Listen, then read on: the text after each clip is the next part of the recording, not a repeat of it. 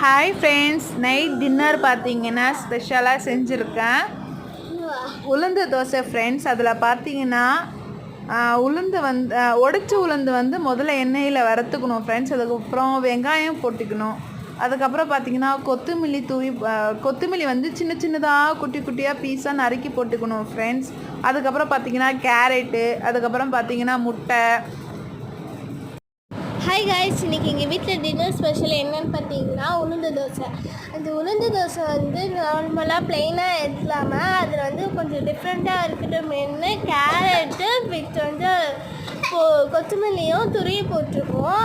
And அதில் extra ஒரே ஒரு திங்ஸ் தான் போட்டிருக்கோம். அது எக்கு 3 எக்ஸு உடச்சி போட்டாலே அது நம்மளுக்கு புசு புசுன்னு பணியாரம் மாதிரி வந்துடும் தோசையே.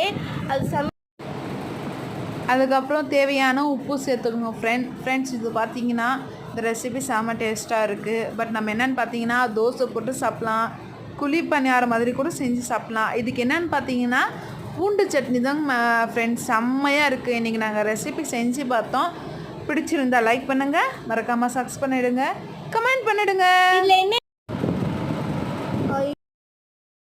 இல்லை என்ன ஹெல்தி இருக்குதுன்னு கமெண்ட் பண்ணுங்கள் ஃப்ரெண்ட்ஸ்.